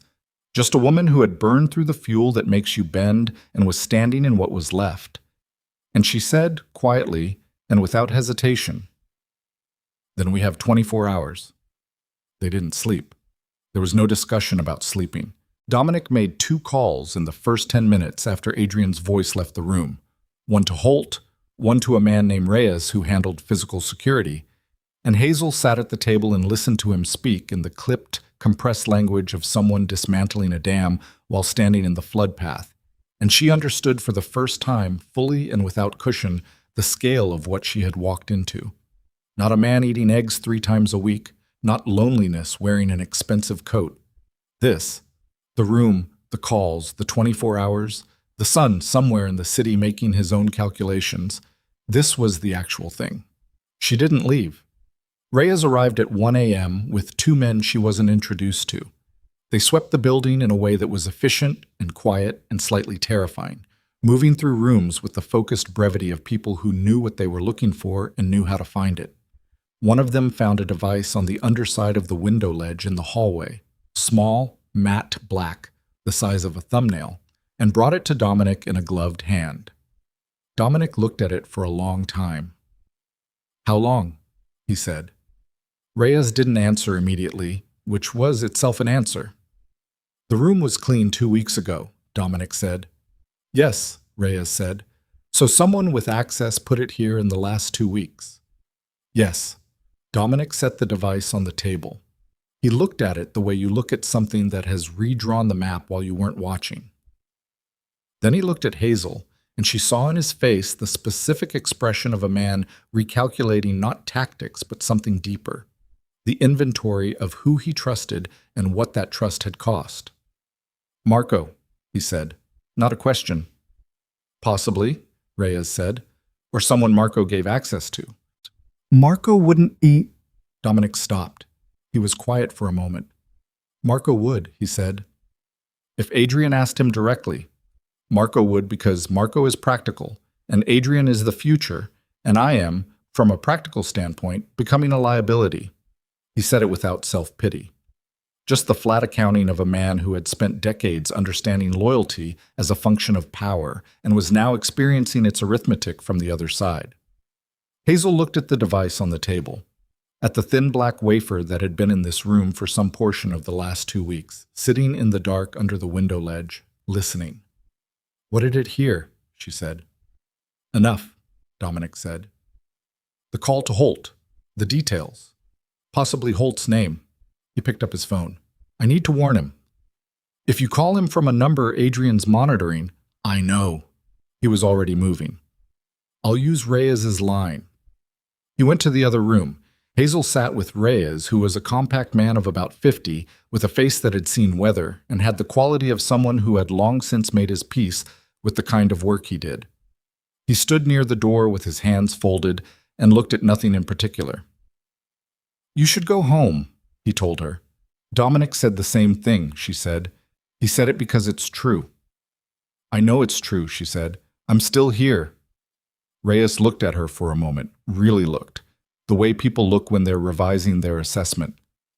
"You're not what I expected," he said. "What did you expect?" "I don't know, something softer." "I'm very soft," she said. "I just don't have anywhere to put it right now." Dominic came back. Something had changed in the way he was holding himself. A tightening across the shoulders, a jaw set at an angle she hadn't seen before. "Holt's been moved," he said. "Precautionary. Someone contacted his office today, asking about his caseload. Not subtle. Adrian's not being subtle anymore." "He's compressing the timeline," Reyes said. "Yes." Dominic looked at Hazel. "I need to move you." "Where?" "Somewhere Adrian doesn't have a file on." He paused. "There's only one place that meets that criteria." She understood before he said it. She could see it in the way he looked at her, with the expression of a man offering the only thing he has left that hasn't been mapped or monitored or compromised. "The diner," she said. "The diner," he said. They arrived at the Starlight at 2:40 a.m. Hazel had a key. She had always had a key. 6 years of opening shifts will do that. She unlocked the front door and pushed it open, and the bell above it rang once into the empty dark, and she reached for the light switch and stopped. "Not the overheads," Dominic said from behind her. She turned on the light above the counter instead. It threw a low amber circle across the laminate and the coffee machine and the pie display case and left the booths in shadow. The diner at 2 a.m. smelled like old coffee and cleaning solution, and something beneath both of those, something that was the accumulated residue of thousands of ordinary mornings, ordinary people, ordinary need. Dominic sat in the corner booth, not the lit part, in the shadow where the amber didn't reach, with his back to the wall. Hazel made coffee. She didn't ask if he wanted any. She made it because her hands needed something to do, and because the smell of it was the closest thing to stability that existed in the room. She brought 2 cups and sat across from him. They sat in the half-dark and drank coffee and said nothing for a while. And outside Route 9 was empty except for the occasional truck moving through the night with somewhere specific to be. "Tell me about Adrian," she said. He looked at his cup. "What do you want to know?" "What he was like before all this." A long pause. "He was serious, even as a kid. Not unhappy, just serious. He paid attention to everything. He'd watch how I handled things and he'd ask questions afterward, and they were always the right questions, the ones I hadn't thought to ask myself at his age." He paused. "I was proud of that. I thought it meant he was smart. It did mean he was smart. It also meant I was teaching him to read power the way other kids read books. By the time I understood the difference, he was already fluent. Did you ever tell him you regretted it? Men like me don't say that to their sons." "Why?" "Because regret is leverage," he said, "and you don't hand leverage to anyone, even your son." He stopped. "Especially your son." She looked at him across the table. In the amber light, his face was the face of someone who had been honest for the first time in a long time and was exhausted by the unfamiliar effort of it. "He loves you," she said. Dominic looked at her sharply. "I don't mean it softly," she said. "I mean, it's the thing that makes him dangerous right now. A man who only wanted power wouldn't care about a woman in a diner. He'd just move around you. He cares about the woman in the diner because you care about her, and you caring about something is the first time in his life he's seen you vulnerable, and that terrifies him." She paused. "He's not trying to protect the organization. He's trying to protect the version of you he knows how to understand." Dominic was very still. That doesn't change what he'll do, he said. No, she said, but it changes what might stop him. Before he could answer, Reyes appeared at the door. He had been outside in the car, watching the lot, and the way he pushed through without knocking told her what the next words were going to be before he said them. Car on Route 9, Reyes said. Slow pass. Twice. Dominic was on his feet before Reyes finished the sentence. How many? One vehicle, can't confirm occupants. Adrian wouldn't come himself, Dominic said. Not yet. He'd send someone to confirm location first. He looked at Hazel. He knows we're here. How? Dominic's jaw tightened. Because this is the only place I'd bring you that he doesn't have a file on, which means he thought about it the same way I did. He looked at Reyes. Call Holt. Tell him we need to move the timeline to today. Not 6 weeks. Not 6 days. Today. Dominic, Reyes started. Today, he said again. The word landed with the finality of a door closing. Reyes went back outside with his phone. Dominic stood at the edge of the amber light with his hands at his sides, and Hazel watched him breathe. 1 slow breath. 2, the deliberate regulation of a man managing something he cannot afford to let run. Then his phone rang. He looked at the screen. He answered it. Adrian, he said, you're at the diner. Adrian's voice was the same temperature it had been 3 hours ago. Controlled. Precise. The voice of a man who had made his decision and was now in the administrative phase of it. I didn't think you'd go there. Where did you think I'd go? Somewhere with more exits. A pause. Who's with you? Reyes. And the woman. Dominic said nothing. Dad. For the first time, just for a second, underneath the controls, something else moved in Adrian's voice, something younger. This doesn't have to happen this way. You called it this way, Dominic said. 24 hours. Because you gave me no choice. You went to Holt. You're going to testify. You're going to put names on record that will... He stopped. When he continued, his voice was flat again, the younger thing gone back wherever it lived. You're going to end everything I spent 15 years building. I built it first, Dominic said. I have the right to end it. That's not how inheritance works. That's not what this is about. Oh, then tell me what it's about, Adrian said, and now there was heat in it. Not a lot, but enough, the way you can feel a fire through a wall. Tell me it's not about her. Tell me you didn't call a federal agent because a waitress with sad eyes made you feel something you hadn't felt since before I was old enough to remember. Tell me that. Dominic didn't answer. The silence was its own testimony. I'm coming to you, Adrian said. Alone. I want one conversation. After that, whatever happens, happens. A pause. But I want to look at you when we have it. Dominic looked at Hazel across the diner. She was looking back at him with the expression she always had, the one that wasn't fearlessness, but was the thing on the other side of fear's full expenditure. And she gave the smallest nod. Not permission, not instruction, just, I'm here. Come alone, Dominic said into the phone. And Adrian, if you come with anything other than yourself, I will walk out the front door and go directly to Holt, and I will not stop talking for 3 days. He hung up. Adrian Viscari arrived at the Starlight Diner at 4:17 a.m. He came alone. Hazel watched through the window and saw him park a dark car at the far end of the lot, away from Reyes's vehicle, a deliberate distance, and get out and stand for a moment in the cold with his hands visible at his sides. He was taller than she'd imagined, broader. He had his father's structure but carried it differently, with a forward lean, a readiness that his father had shed sometime in the last 6 weeks. He pushed through the door and the bell rang, and he stood in the entrance and looked at his father in the corner booth, and then at Hazel behind the counter, and then back at his father. Sit down, Dominic said. Adrian walked to the booth and did not sit immediately.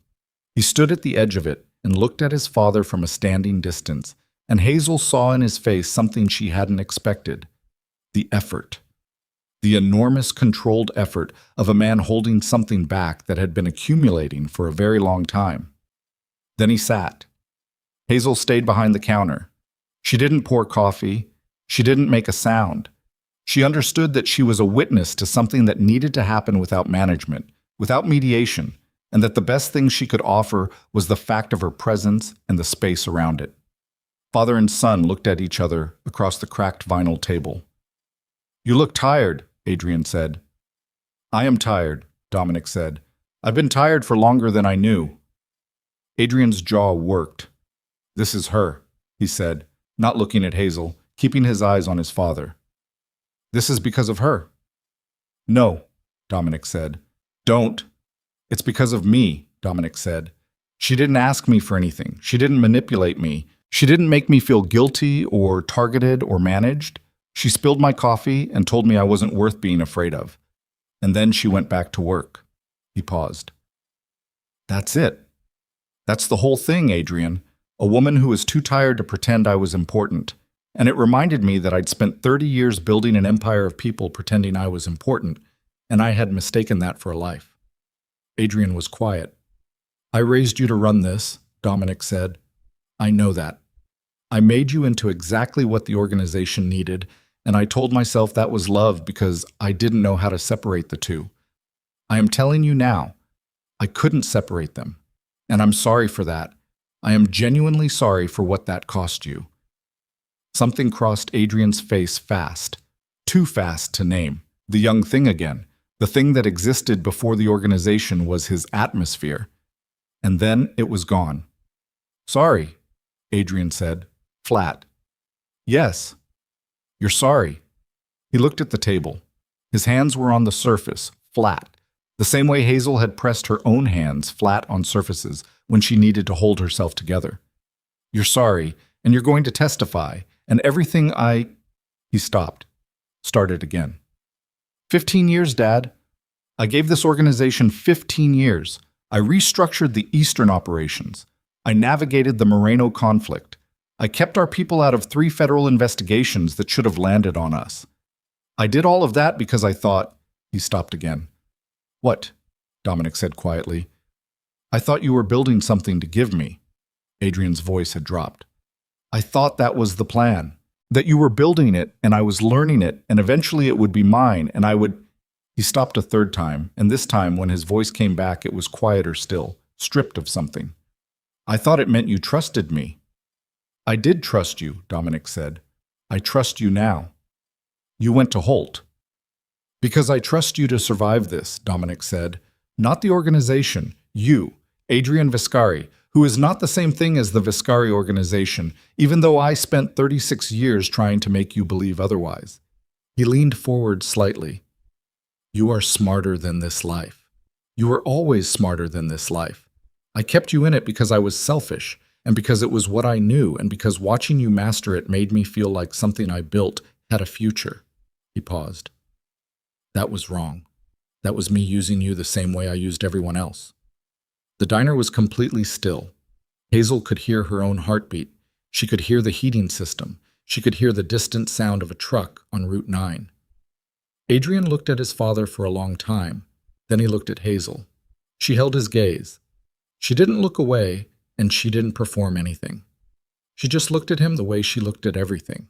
Plainly, directly, like he was something that deserved to be seen for what it actually was.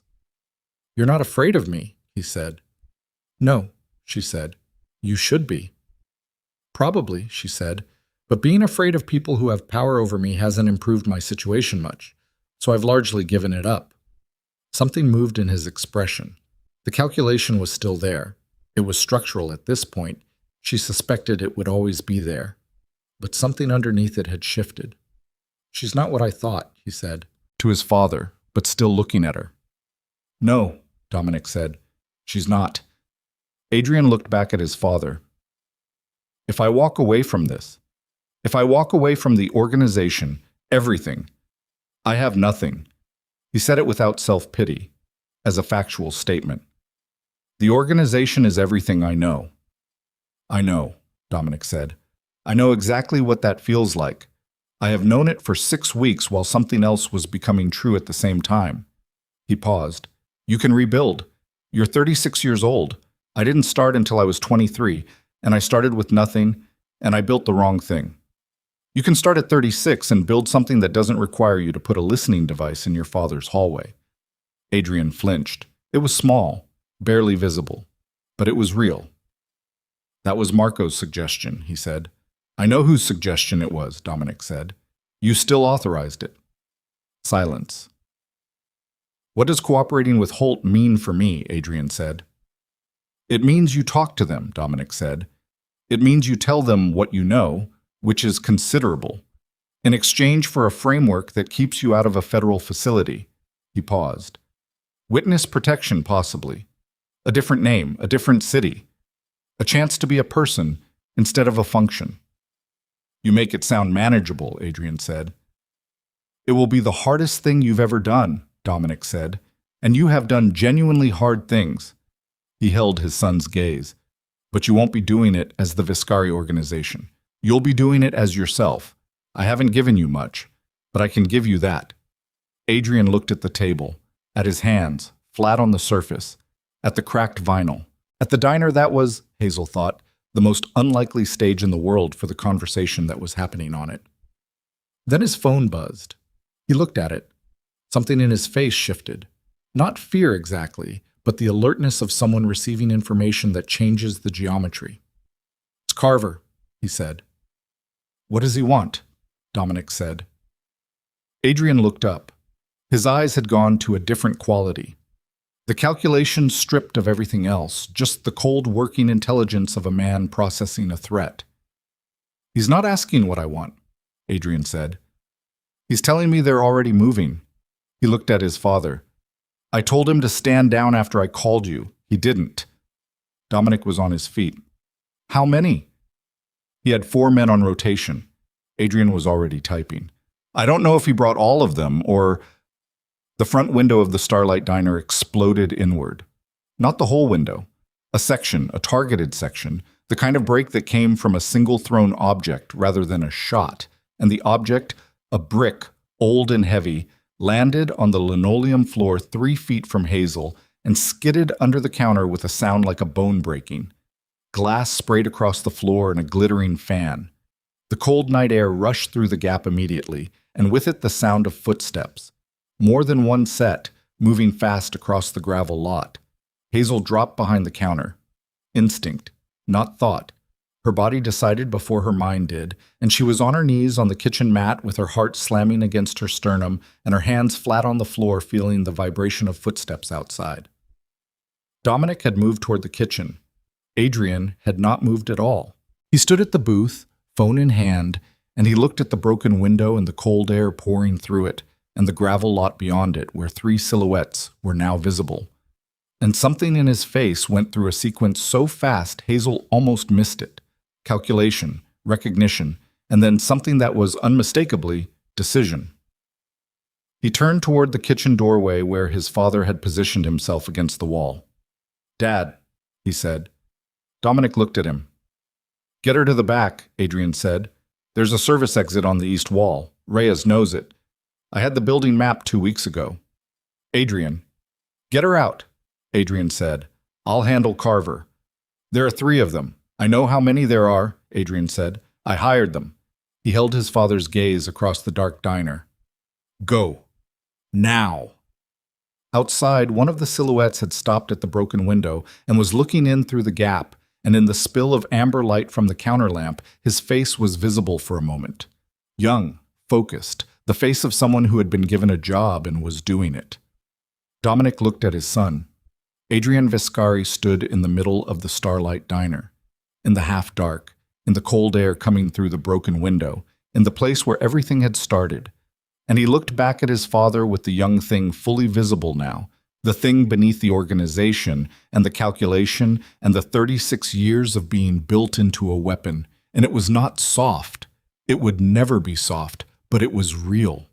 It was the realest thing Dominic Viscari had seen on his son's face since Adrian was 9 years old and had brought home a stray dog that Dominic had made him return. Go, Adrian said.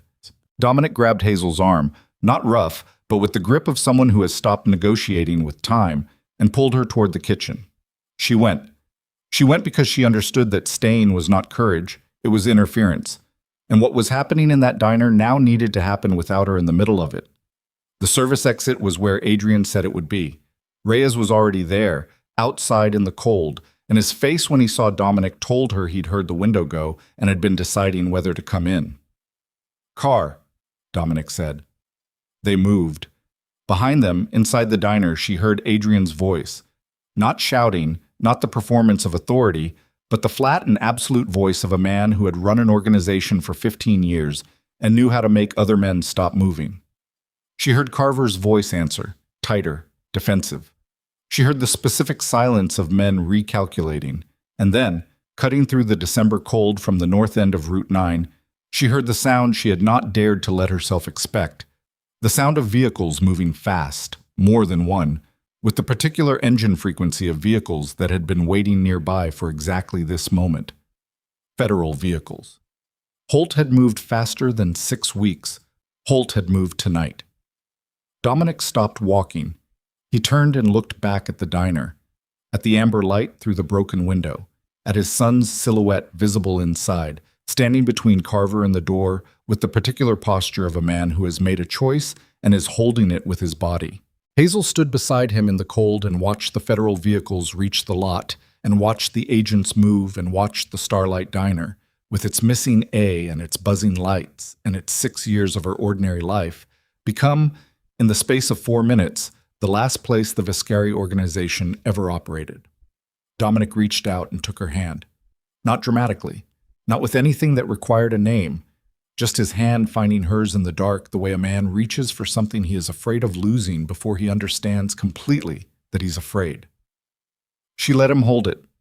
The cold pressed down on Route 9, and the federal agents moved through the lot and inside the diner. Behind the broken window, Adrian Viscari slowly raised both hands. The federal processing took 11 hours. Hazel sat in a room with institutional carpet and a water cooler that made a gurgling sound every 4 minutes, and a female agent named Solace who asked her questions in the careful, repetitive way of someone building a record rather than seeking information. Hazel answered everything. She had nothing to hide and nothing to protect, and the truth was, by that point, so thoroughly the only thing she had left that she gave it without hesitation or performance. The coffee spilled, the $50 tips, the man with the pie, the brick through the window, the hand in the cold on Route 9. Solace wrote it all down. At some point, someone brought Hazel a sandwich in plastic wrap and a coffee in a paper cup, and she ate both without tasting either, sitting in the plastic chair with her coat still on because the room was cold, and because taking her coat off felt like a concession she wasn't prepared to make. She asked about Dominic twice. Solace said he was being processed separately, and that was all she said. She asked about Adrian once. Solace paused before answering, which told Hazel more than the answer, which was that Adrian Viscari was cooperating fully and that his situation was being evaluated. She didn't ask about Carver. She didn't need to.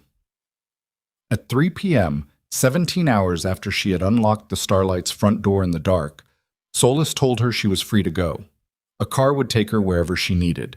She said Marsh Street, and Solace wrote it down, and 15 minutes later Hazel was in the back of an unmarked sedan watching the city move past the window in the flat gray light of a December afternoon, and she felt, in the specific and unfamiliar way of someone whose body has been running on emergency fuel for a very long time, the first edges of what was going to be a very long crash.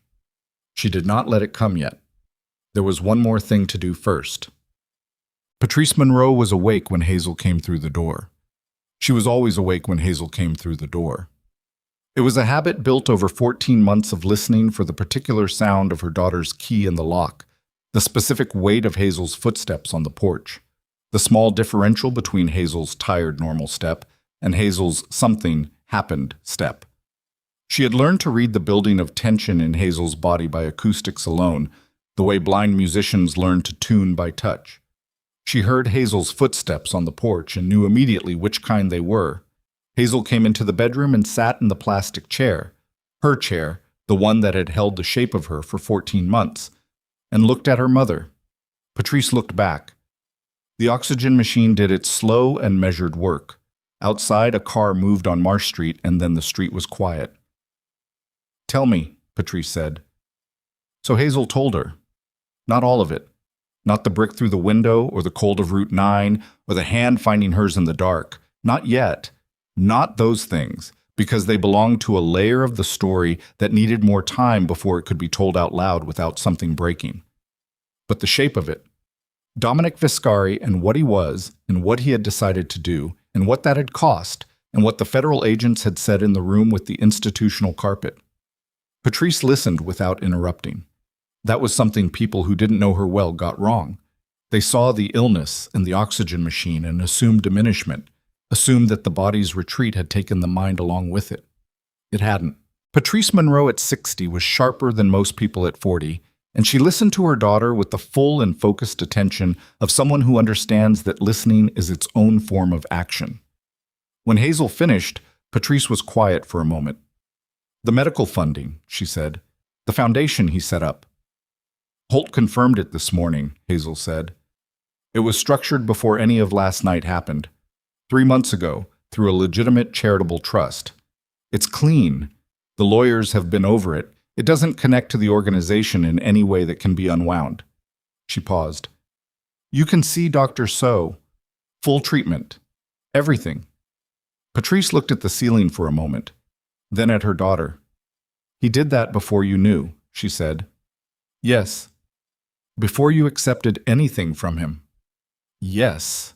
Patrice breathed slowly through the oxygen feed. "That's not a man making a transaction," she said. "That's a man trying to figure out how to give something without making it a weapon." Hazel looked at her hands. They were in her lap, still, the way her hands were rarely still during a shift. Her hands were always moving at work, always carrying something, always in service of the next thing. In the chair beside her mother's bed, they just rested. "I know," she said. "Do you know how you feel about that?" "Not yet," she said honestly. "I think I need to sleep for about a week before I know how I feel about anything." Patrice looked at her daughter with the layered look, the one that held all the versions simultaneously. "You held up," she said. "I didn't have a choice." "You always have a choice," Patrice said. "You chose every single time. Don't let anyone take that from you. Not me, not some man in a federal room writing things down, not yourself." She paused. "You walked into something you didn't choose, and you stayed upright the whole way through. That's yours." Hazel looked at her mother. The oxygen machine breathed. The street outside was quiet. The December light through the window was the color of something almost over, and in it her mother's face was tired and specific and entirely itself, not diminished, not softened, just human and present in hers. Hazel reached across and took her mother's hand. They sat like that for a long time, without speaking, while the afternoon light moved across the room in its slow and indifferent way, and the machine counted out the breaths. She went back to the Starlight 4 days later, not to work. The diner was closed, had been closed since the night of the broken window, the owner fielding insurance calls and police reports, and the particular administrative aftermath of having your establishment appear in a federal investigation. She went because she had left her apron there and her rubber bands, and a photograph she'd taped to the inside of her locker 3 years ago of her mother on a good day, standing on a beach somewhere, laughing at something off camera. She let herself in with her key. The window had been boarded over with plywood. The glass had been swept up, but the outline of the brick's landing was still faintly visible on the linoleum. A scuff mark, a small darkening, the kind of thing that would take a proper cleaning to remove. The coffee machine was off. The pie display case was empty. The overhead lights buzzed when she turned them on, and the sound of them was the same sound they'd always made, that particular frequency that lodged behind your eyes. And she stood in the middle of the diner and listened to it for a moment. She got her apron. She got her rubber bands. She opened her locker and took the photograph of her mother off the inside of the door and looked at it. Patrice mid-laugh, the beach behind her, something she found funny forever off to the left. And she put it carefully in her jacket pocket. She was turning to go when she noticed the envelope on the counter. Plain white. Her name on the front in handwriting she didn't recognize. Controlled, slightly compressed. The handwriting of someone who wrote rarely and chose their words the same way. She stood at the counter for a moment before she picked it up. Then she opened it. 1 page, handwritten. She read it standing at the counter in the buzzing light, and when she finished reading, she stood there for a while longer, not moving, just holding the page in both hands. He didn't say goodbye in the letter. That was the first thing she noticed, and it was characteristic enough that it almost made her smile. He didn't apologize because he had told her once that apology was leverage and old habits had deep roots. He didn't explain what was going to happen to him or where he was going because those things were not his to share, and he had enough respect for her intelligence not to pretend otherwise. What he said was this: that she had looked at him and seen a person at a moment when he had forgotten that was something he still was. That this was not a small thing. That he understood she had not done it for him, had not done any of it for him, and that this was precisely what made it matter.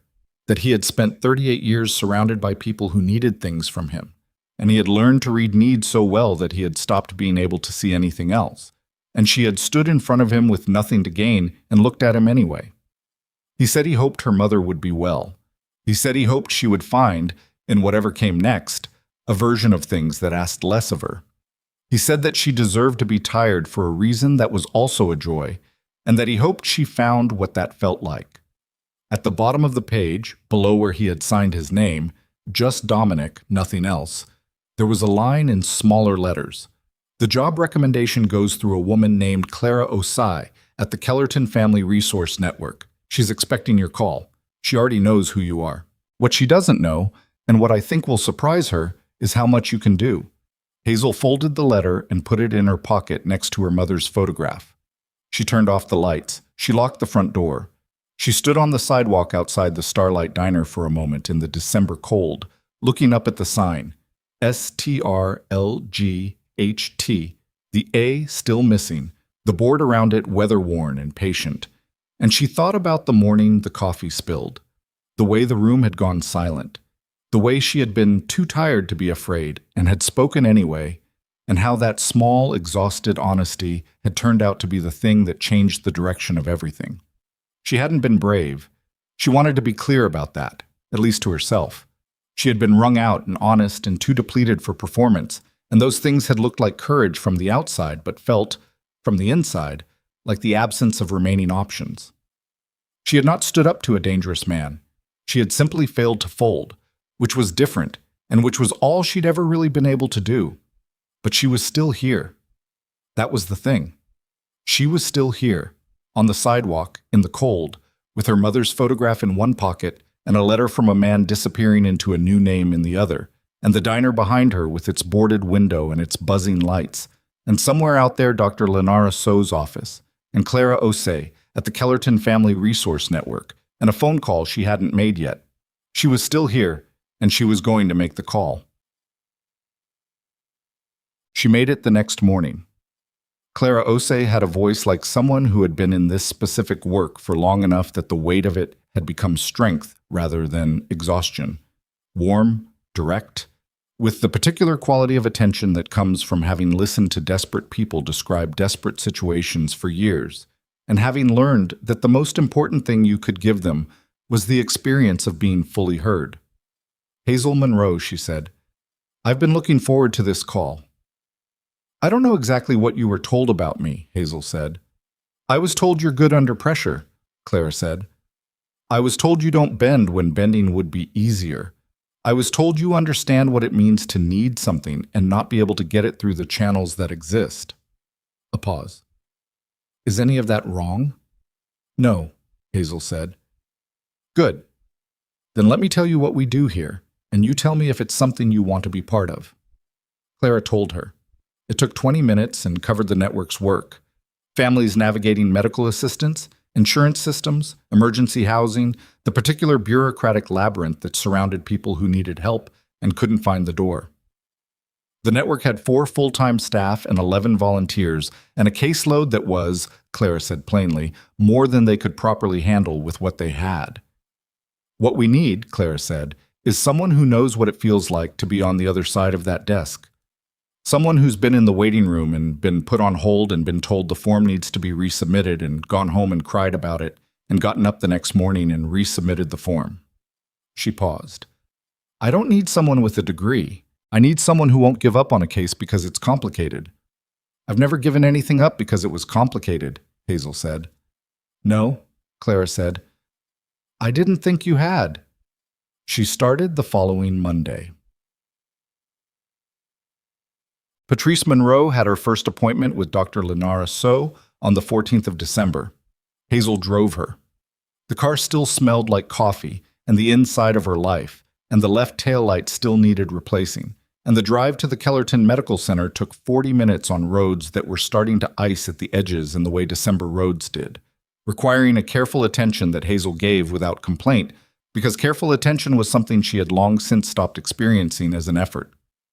Dr. So was a small, precise woman who spoke to Patrice directly and without condescension, looked at her when she talked, asked her opinion on things rather than just explaining things at her, treated her as the subject of her own medical situation rather than an object being managed.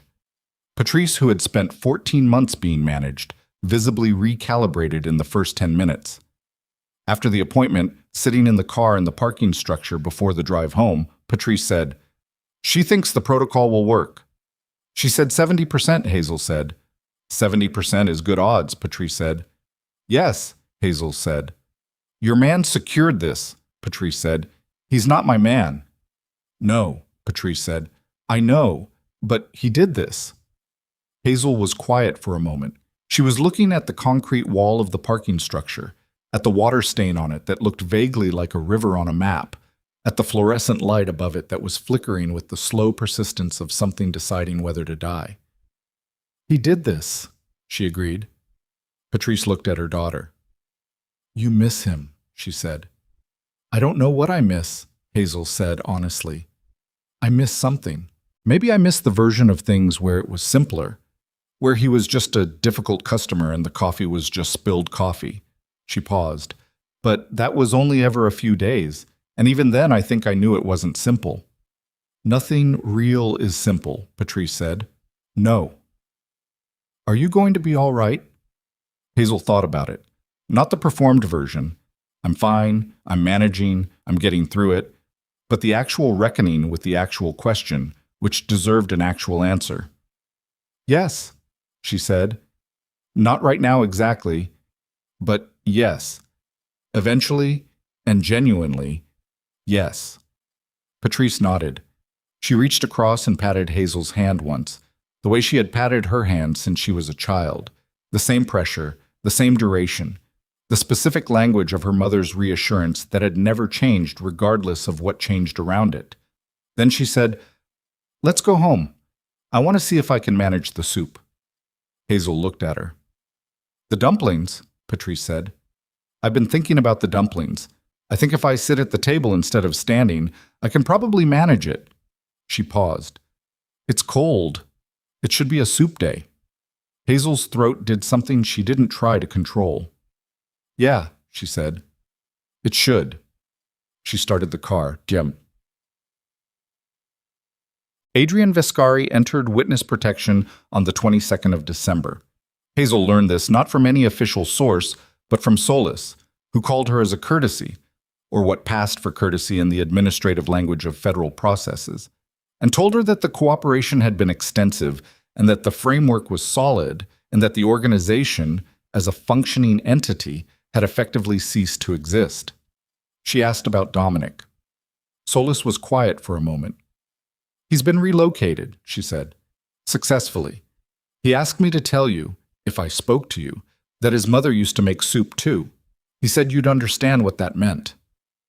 Hazel stood in the hallway of the Kellerton Family Resource Network, where she'd been about to knock on Clara's door to discuss a case involving a woman named Demetria, whose insurance had lapsed during a hospitalization, and she pressed the phone against her ear and closed her eyes for one long moment. She understood what it meant. It meant he had told someone, whoever was with him, whoever was processing him into his new name and his new city and his new life that would be smaller and quieter and without the architecture of 38 years of violence. It meant he had told that person about a waitress who talked about soup, about uneven dumplings and cold days and the kind of thing a mother makes when the world requires softening. It meant he had carried it with him. She didn't cry. She wasn't sure she had the machinery for it right now, with Demetria's file in her other hand and Clara waiting and the fluorescent lights of the resource network doing their steady and practical work overhead. She stood in the hallway and breathed once, deliberately, and let it settle in the place where things that mattered went to become permanent. Then she knocked on Clara's door. The Starlight Diner reopened on January 9th. The window had been replaced with actual glass. The plywood was gone. The sign still said TRL GHT because the owner, a practical man named Dennis, who had inherited the place from his uncle and had no strong feelings about signage, had looked at the estimate for replacing the A and decided January was not the month. Maybe spring, he said. Hazel told him she'd believe it when she saw it. She wasn't working there anymore. She had given Dennis notice the week before, and he had taken it with the specific resigned acceptance of a man who had always known this particular employee was temporary in the way that capable people are temporary. Not because they don't care, but because they outgrow the container. She went back on the 9th because Walt was there doing his crossword, and she told him she would stop by on the reopening day, and Walt was 81 years old, and she kept her word to 81-year-olds as a policy. She sat across from him in a regular booth, not the corner booth, which had a reserved sign on it that she suspected was permanent now, a small private monument to the thing that had happened in it, and she drank coffee while Walt explained that 12 across was definitely wrong because the answer they'd given was 6 letters and it should be 7. Maybe you're wrong about the number of letters, she said. I am never wrong about the number of letters, Walt said. Okay, she said. How's your mother? He said. She's in her 2nd week of treatment, Hazel said. Dr. So says she's responding. Walt looked up from the crossword. His face was the face of a man who had lived long enough that good news and bad news had settled into the same register, received with the same quiet gravity, the same small nod that acknowledged the weight of things without making a performance of it. Good, he said, just that. Then he looked back at the crossword. Hazel drank her coffee. The diner moved around her. Dennis behind the counter, a new waitress named Britt, who was 17 and efficient and nervous in the particular way of someone who was figuring out whether she was going to be good at this, 2 truckers at the counter, a woman with a laptop who had been there when Hazel arrived and would probably still be there when she left. The overhead lights buzzed, the griddle hissed, the coffee machine gurgled. All of it exactly as it had been, all of it completely different. She looked at the boarded corner of the room where the window had been. The new glass there now, clear and unscuffed, the cold street visible through it, Route 9 moving with its ordinary indifferent traffic.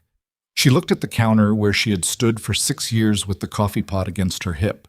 She looked at the pie display case, the duct-taped speaker, the door that the bell rang above every time it opened. She thought about a man walking in with 2 men at his back and the room going silent. She thought about a cup tipping, coffee spreading, the specific quality of that moment, the held breath, the turned heads, the understanding that something with teeth had turned in their direction. She thought about herself, standing with the empty pot, too exhausted to perform fear, saying, it was an accident, such a small thing, such an ordinary thing in the economy of ordinary mornings and ordinary accidents and the ordinary exhaustion of a woman who worked doubles and washed her uniform at midnight and slept 4 hours and got up and did it again. She had not been brave. She had been empty enough that the truth had nowhere else to go. And the truth had been, apparently, enough. She finished her coffee. She said goodbye to Walt, who nodded without looking up because 12 across was still wrong. She left a tip on the table even though she wasn't a customer, because 6 years of watching people leave without tipping had permanently altered her relationship with the practice. She pushed through the front door, and the bell rang once, and she stepped out into January. The cold was clean and sharp and absolute. Route 9 moved. The sign above her said STRLGHT and probably would for a while longer. Down the road, somewhere, her mother was sitting at the kitchen table with the oxygen feed and probably a book in the specific quiet of a weekday morning. The soup pot on the back burner because Patrice Monroe had discovered that she could manage the dumplings if she sat and took her time. Across the state, in a room she would never see, a man named something other than Dominic Vescari was beginning the slow and unglamorous work of becoming a person he had not yet been. And Hazel Monroe stood on the sidewalk outside the Starlight Diner on a January morning with her coat buttoned against the cold and her mother's photograph in her pocket and a job that mattered waiting for her on the other side of town. And she felt, simply, completely, without performance or apology, that she was still standing. She had been standing the whole time. That was the thing she understood finally. In the cold, clear light of a new year, with its new glass and its missing letter, and its ordinary, unglamorous traffic moving on Route 9 with somewhere specific to be. She had not been saved. She had not been rescued by a powerful man or elevated by a love story or lifted out of her life by anything external or dramatic or cinematic. She had simply continued. She had continued when it was hard and when she was tired and when the machine made a new sound in the night and the account had $140 in it and the heel ground against the floor and there was nobody holding the door open. She had continued and she had remained herself while continuing, and that was when she held it up against everything else, against the money and the power and the empire that had collapsed in a roadside diner at 4 a.m. That was the thing that had mattered most. She started walking. The cold pressed in around her, and Route 9 carried its traffic north and south, and the sign above the starlight said what it said. And Hazel Monroe walked into the January morning with the particular stride of a woman who has been to the far edge of what she can carry and has come back knowing exactly how strong her legs are. Not graceful, not fast in the showy way, just steady. The kind of steady that comes from having no alternative and then discovering on the other side of it that the no alternative had been the making of you all along.